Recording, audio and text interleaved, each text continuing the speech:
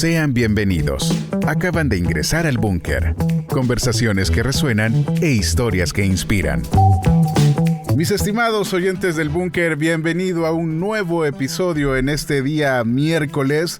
Aunque este programa es pregrabado, usted siempre nos puede comentar en el WhatsApp, en las redes, cómo este espacio está siendo de bendición para su vida. Créame que nos bendice mucho saber muchos testimonios que nos han comentado a través de las distintas redes de 105 FM y, aclaro, también en mis redes personales. A veces me he llevado sorpresa de personas que me han escrito y me han comentado que ahí están escuchando el programa. Eso me alegra muchísimo, la verdad, esperando en que Dios sea glorificado en todo lo que hacemos y que esto sea de bendición para su vida. Ese es el objetivo principal de todo lo que hacemos acá en 105 FM, bueno, y en toda la corporación cristiana. La verdad, eso es lo que buscamos hacer.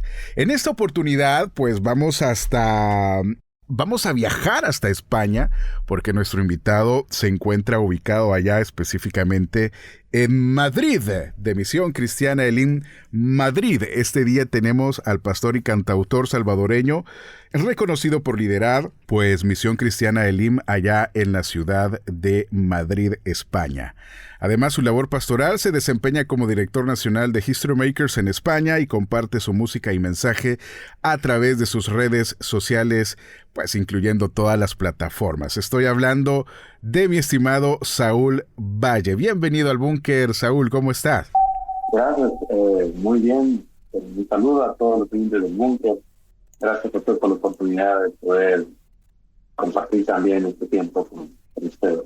Muchas gracias, mi hermano. Gracias por el tiempo. Sé que estamos en un horario totalmente diferente al del Salvador. Por ejemplo, estoy grabando aquí a las 8:30 de la mañana. ¿Allá qué horas son en estos momentos? Son casi las 4. Es tarde, ¿eh? Muy tarde. Excelente. Gracias por darnos de su tiempo. A ver, Saúl, y vamos a iniciar un poquito hablando sobre este giro trascendental que un salvadoreño tiene de, pues, dejar su tierra e irse, pues, a España, a una cultura totalmente diferente, para anunciar las buenas nuevas de salvación. Es el objetivo principal de este cambio. ¿Cómo se da en la vida de Saúl este llamado y este cambio cultural en su vida? En mi caso, sí, tengo la plena convicción de que fue parte del propósito de Dios, porque en primer lugar era algo que yo nunca busqué, ni me imaginé, mucho menos venir a Europa. Casi siempre uno está influenciado por, si va a salir del país, pues uno busca Estados Unidos, ¿sí? Pero claro, no, o sea, yo vine hace 23 años a España, entonces todavía no había mucha inmigración como hay hoy centroamericana. Entonces para un centroamericano pensar Europa era como algo muy lejano. Entonces no, yo nunca me imaginé venir a este país, pero sí tengo unas experiencias que, pues, yo puedo decir que fueron adelantos de parte del Señor con respecto a mi vida en esta nación. Allá en el año 1992, yo recuerdo que estaba en San Miguel.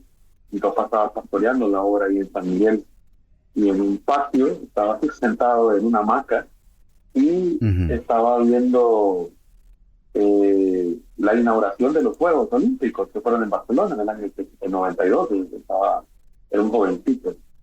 Entonces recuerdo que en una toma aérea que se hizo de la ciudad, yo estaba solo, mis hermanas estaban, pero yo estaba solo, eso sí me acuerdo. Y cuando yo vi la ciudad de lejos, yo recuerdo perfectamente que algo dentro de mí me dijo, un día tú vas a ir a ese ciudad. Y ese momento se me quedó grabado porque es algo como muy extraño. Yo me estaba metiendo mientras veía el evento en la televisión, pero fue algo que me extrañó. Y años después, así fue. Yo servía en la iglesia de San Miguel, era parte del ministerio de alabanza, dirigía a los músicos en muchos años, estuve ahí en la obra que mi papá pastoreaba, y llegó un hermano pastor español que estaba casado con una salvadoreña. Ujú. Ella llegó a visitar a su madre y su mamá era miembro de nuestra iglesia.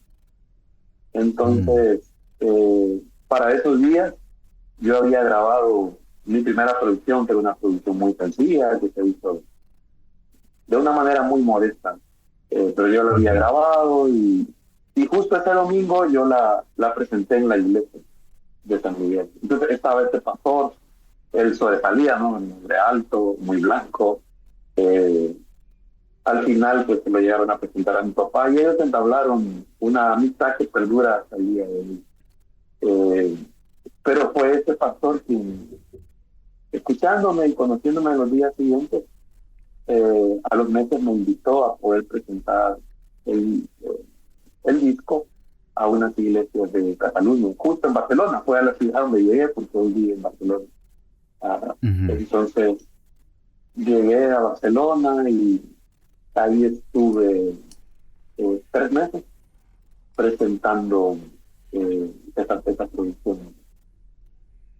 Entonces así fue como llegué a España.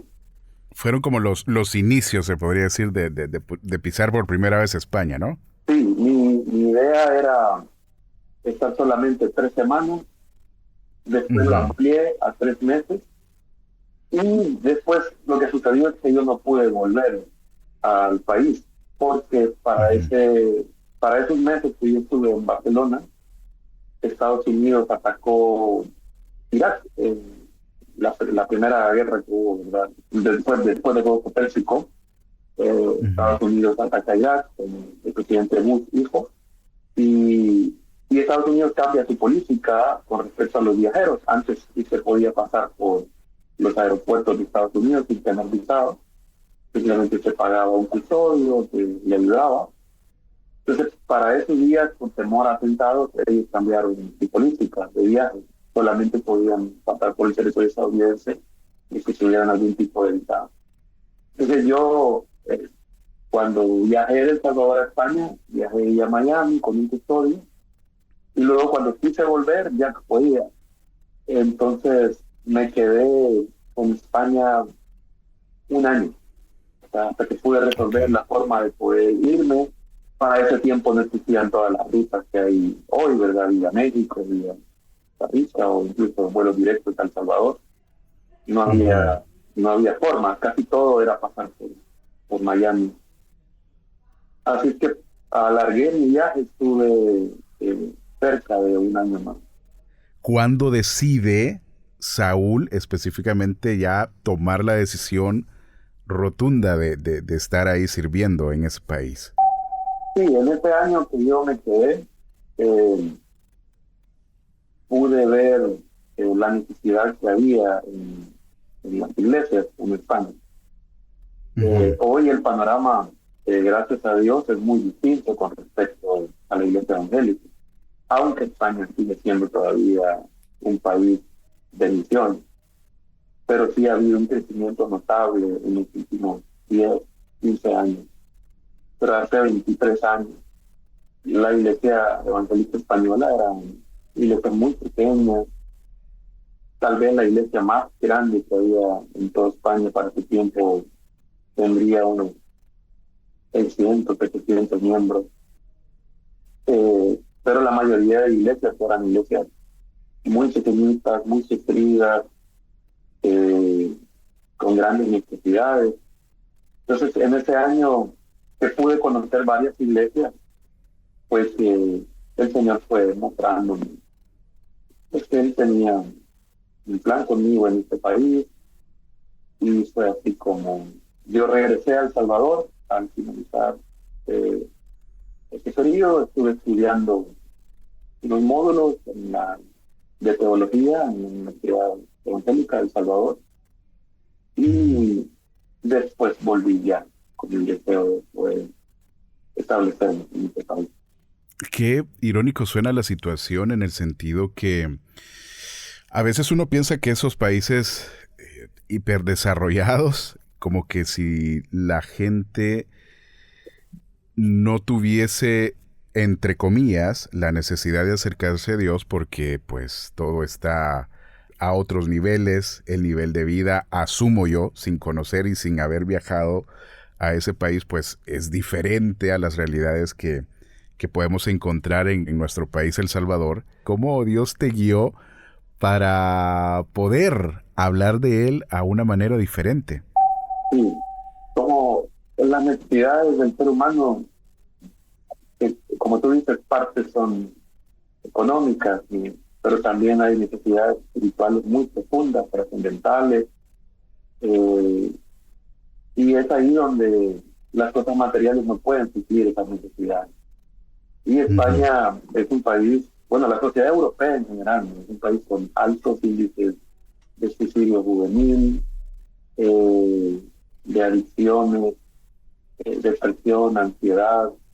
De hecho, ahora mismo en España hay casi una pandemia con el tema de la depresión y la ansiedad, una necesidad enorme de trabajadores en el sector de la salud mental. Eh, entonces hay un mensaje que el Evangelio tiene para esta necesidad. Y todo eso es lo que uno va viendo, contemplando, que Señor lo va ayudando a uno para poder transmitir esa alternativa de vida que el Evangelio presenta.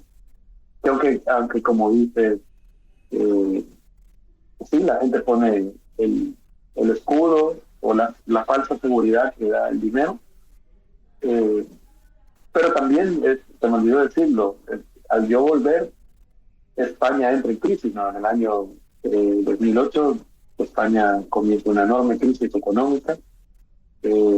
Antes de esa crisis, la economía de España era muy pujante, se ganaba muy bien, pero en el año 2008 se cae todo. La burbuja inmobiliaria estalla, se ven afectadas pues, todas las áreas de la sociedad, y España entraría en unos años bien complejos en el tema de la economía. Entonces, aunque eso ya es algunos años después que yo ya me vino del todo, pero sí coincidió con que fue el año que comenzamos la plantación de iglesia de Misión Cristiana allí, que fue el año justo de la pandemia, y ahí sí surgieron muchas necesidades, esa gente que lo perdió todo, enormes crisis de familia, o sea, toda la estructura social se vio afectada, y fue ahí donde también comenzamos a predicar el Evangelio, sumándonos a lo que ya estaba. Claro, definitivamente fue una buena oportunidad para decirle al ser humano que había esperanza en Dios, ¿no? Sin duda alguna. Ahora, todo este proceso, mi estimado Saúl, quiero ubicarme ya en el contexto familiar. En un asunto personal que lo platicamos ya fuera de la grabación, tú me decías que con la mamá de tus hijos estás separado. ¿Qué fue lo que pasó en ese momento, en ese proceso o en la etapa de tu vida? Sí, después de 12 años de matrimonio, 11 años de matrimonio, sí, nosotros hace 4 años pues sufrimos la separación de nuestro matrimonio, de nuestro hogar, y nos separamos y posteriormente nos divorciamos. Sí, fue un golpe bastante fuerte, porque nadie se casa pensando en que va a fracasar, nosotros nos casamos con ilusiones, en la ilusión de que el hogar va a persistir, y sobre todo si hay hijos pequeños de por medio, porque mi hija todavía estaba pequeña, mis gemelos, los dos gemelos, bien, ellos tenían 6 años, el más pequeñito que tenía 3 años. Fue un momento bien difícil, y coincidió con el año de la pandemia. Entonces todo como que se juntó en ese año. El encierro, los conflictos, son los retos más bien que la sociedad también española vivió, que fue muy golpeada con la pandemia en España, las iglesias, y pues todo eso sumado a situaciones que se venían dando, terminó en un quiebre. Ujú. Y fue un proceso bastante duro. Claro. ¿Cómo hiciste para seguir adelante sin soltar lo que Dios pues te había mandado hacer y sin soltar también a tus hijos? Y en primer lugar, creo que fue muy importante el apoyo de la iglesia, Ujú, porque la iglesia fue muy madura en ese aspecto. Supo ujú, entender la situación y supo acoger, eh, en este caso, acogerme a mí, a los niños. Y yo hablé con los líderes, con los ancianos, ellos entendieron muy bien la situación y lo que buscaban era sanar, ujú, que la familia en medio de todo pudiera ser sanada. Y otra cosa muy importante, mi familia, evidentemente mis padres, hermanos, pero también fue mi pastor quien estuvo ahí acompañándome en esta vida, apoyándome en estos momentos en los que uno se cuestiona muchas cosas, ¿no? claro, claro. Y también vi mucho la mano del Señor, la gracia del Señor fortaleciendo mi vida. Tal vez una de las cosas que uno piensa como pastor en situaciones de crisis matrimonial es cómo yo voy a aconsejar después a un matrimonio. O en mi Ujú, caso, cuando estábamos en medio de todos los conflictos y las crisis, y tal vez uno intenta alargar las decisiones, pero yo como que veía situaciones o problemas matrimoniales en la iglesia y yo pensaba, eh, ellos tienen solución. O sea, yo desde afuera veía que se podían tender puentes y encontrar solución a su situación y yo decía, pero ¿qué va a pasar si ellos ven que mi matrimonio se rompe? ujú, Yo pensaba, los matrimonios de ellos también se van a caer y como que me generaba una culpa de cosas que claro. podían pasar, pero cuando se tomó la decisión y ya no se pudo hacer más, pues me acogí al Señor, a la gracia del Señor, al amor que los hermanos me mostraban, mi familia, al apoyo de amigos, pastor, y eso fue lo que me permitió seguir adelante y recuperarme de, de todo lo que se había vivido.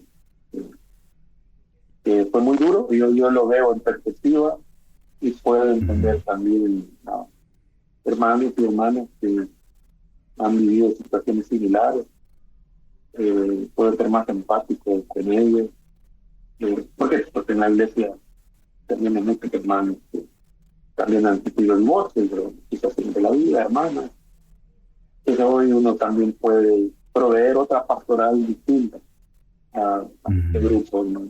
Te veo en tus redes muy feliz con tus hijos. ¿Es así? ¿Te sientes muy, muy feliz con ellos?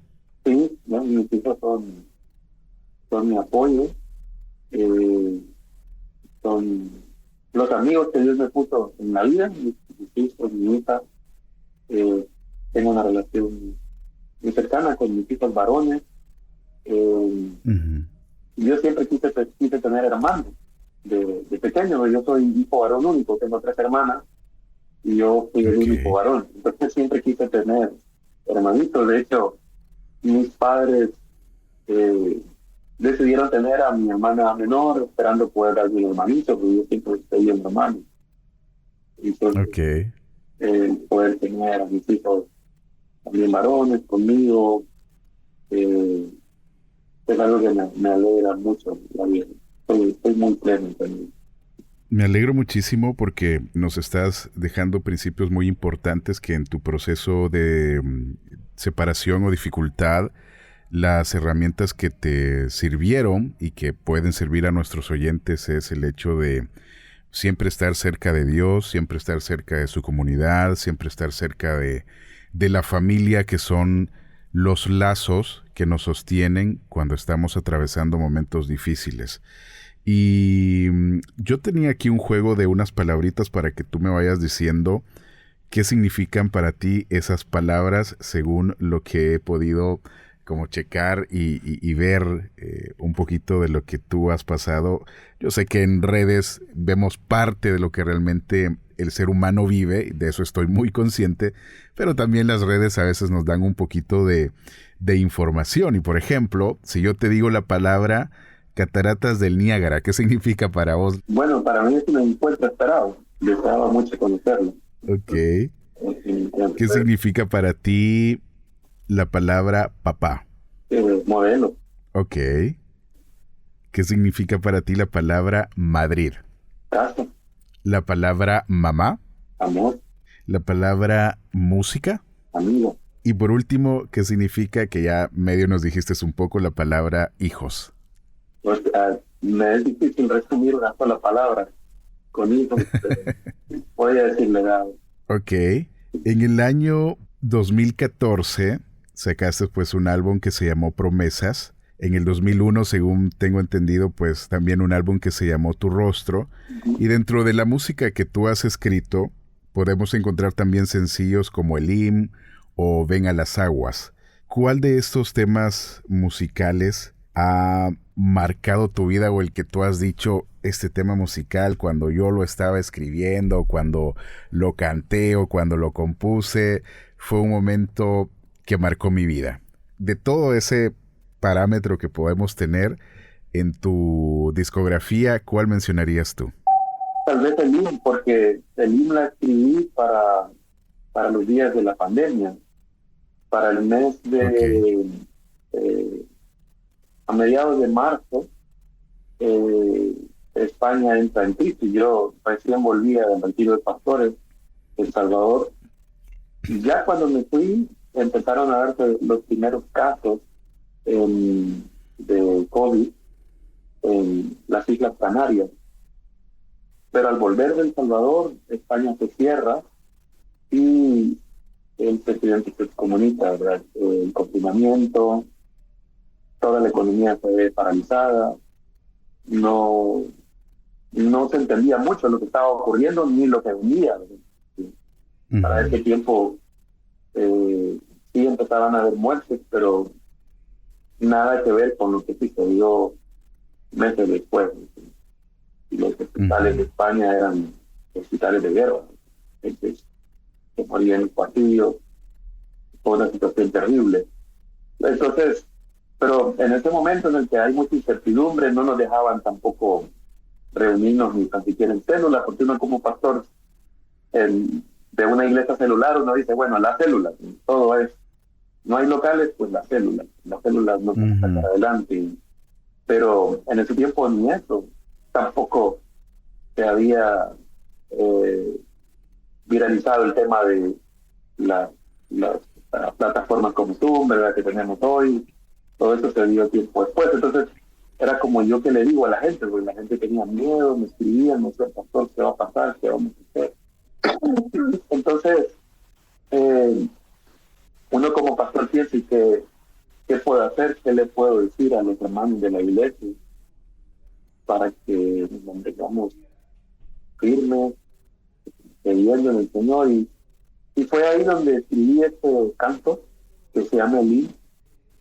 Okay. Porque desde pequeño a mí me habían hablado de que el himno era la representación de la iglesia. Tomaba el texto de Éxodo, ¿verdad?, cuando Israel va vagando por el desierto y se encuentra con un oasis llamado el himno. Entonces, pues siempre pensaba eso, ¿verdad?, que el himno era como la iglesia, era como el oasis en el que una persona podía llegar y encontrar el descanso. Pero yo sentí claramente que el Señor habló a mi vida y me dijo, no son ustedes, yo soy el descanso de mi pueblo, yo soy el oasis de mi iglesia en medio de los desiertos de la vida. Y entonces comencé a escribir el himno, que realmente no sé si alguno lo habrá notado, no, pero son versículos, son promesas de la Biblia que yo voy encajando una tras otra. Frases de distintos libros de la Biblia que yo les voy dando forma. y es así como escribo este canto. El por lo menos a nuestra iglesia local, a nuestra iglesia que aquí en España, fue mucha. Buenísimo. Me encanta la explicación y el motivo de haber escrito el himno. Y creo que Dios te dotó de ese don de poder escribir, de hacer música, de poder expresarte por medio de la escritura. Hubo una escritura que me llamó mucho la atención y que me encantó porque creo que en algunos párrafos me identifiqué muchísimo con lo que tú escribiste. Y eso lo quiero utilizar como, ya casi para ir finalizando esta conversación. Se llama El niño que fui. No sé si te acordás de eso que escribiste y que lo tengo acá a la mano y que me voy a dar el permiso de poder compartirlo. Si obviamente tú me dejas con la gente que nos está escuchando. ¿Te parece? Sí, por favor. Dice el niño que fui. Si te encontrara hoy, pequeño de ayer, te miraría a los ojos con ansias de ver esa chispa inocente, ese mundo sin prisa, donde el tiempo era eterno y la risa infinita. Te diría despacio, con un nudo en la voz, la vida es un viaje de sombra y de sol. Habrá días de gloria y noches oscuras, pero cada día hallarás la salida. Algunos que amas se irán con el viento. Eso cuando lo leí yo, solo me hiciste pensar en mi mamá que falleció hace como unos 4 años. Dice, algunos que amas se irán con el viento, como hojas de otoño que arrastra el momento. Pero no temas, jamás estarás solo. Dios se queda contigo y será siempre sustento, roca de refugio y agua en tus desiertos. Habrá sueños que tiemblen, que quieras ceder, pero tú sosténlos, no los dejes caer. Pues quien lucha y confía, quien no se resigna, ve al fin florecer lo que un día fue semilla. Niño bonito, si te viera diría, ama sin miedo, perdona sin dudas. Cuida de los tuyos, no pierdas la ternura. Que el amor y la fe sean siempre tu guía, y Dios la certeza que alumbra tu vida. Así que avanza, pequeño de ayer. El camino es difícil, pero hay que creer. No temas la noche, no temas caer, que siempre habrá luz si al cielo sabes ver. Creo que muchos hemos pasado por estas realidades que podemos identificar en estos párrafos que tú escribiste y que muy acertadamente llega al corazón ya hoy que pasamos, como yo te decía, de los ENTA y que nos ponemos a pensar en ese niño que nos gustaría decirle estas palabras, pero que tú lo expresaste por medio de la escritura. Para ir terminando, mi estimado hermano Saúl, me gustaría que tú nos dejes un mensaje de esperanza, un mensaje de fe para las personas que nos oyen, para esas personas que quizás sus niños necesitaban escuchar esto, o sea, digo, su niño interior necesitaba escuchar esto, y que de repente han pasado situaciones difíciles como quizás la que tú pasaste. Déjanos unas palabras de ánimo para ellos, por favor. Sí, la experiencia de mi vida, mis luces y mis sombras, me gustaría poder decir que he sido perfecto en mis caminos, pero la verdad es que más bien he aprendido a través de tropiezos. Pero si algo he podido experimentar es que Dios siempre está. Y es lo que quería decir en este pequeño poema que escribí. Dios siempre está. La vida es así. A veces estamos arriba, otras veces estamos abajo. Hay días que tenemos compañías que nos inspiran, nos animan, pero también vienen ciclos en la vida donde estaremos solos. Pero si hay una certeza en la vida, es que Dios está. Dios es la única certeza. Hoy podemos tener a nuestra familia, mañana no. Hoy podemos tener salud, mañana no. Pero lo único que sí podemos saber es que Dios está a nuestro lado. Es como dice el Salmo 23, Él se compromete a acompañarnos en medio de los valles de dolor, de muerte, y también en las épocas de dulces paz. Entonces, Él es la certeza. Y bajo esa certeza de que Él es la única seguridad que tenemos, en él podemos descansar nuestro futuro, el mañana, para que la ansiedad no nos destruya, sino más bien confiados en que Él estará, poder mirar con esperanza. Excelente, mi hermano Saúl. Yo te agradezco muchísimo el tiempo que nos has dedicado y la oportunidad de conocer un poquito de tu corazón abierto y motivarnos a seguir adelante a pesar de las situaciones que se puedan dar. Yo te agradezco mucho tu tiempo. Gracias, un placer estar con ustedes. Gracias a ti. Muchas bendiciones y un abrazo fuerte hasta España, la madre patria. Mis estimados oyentes del Búnker, será hasta una próxima edición que Dios nos permita volvernos a escuchar aquí en este espacio donde le recordamos que Dios no ha terminado con su vida. Todavía sigue trabajando a favor y bendiciendo y abriendo puertas y dando oportunidades para el que lo necesita. Un abrazo fuerte y bendiciones.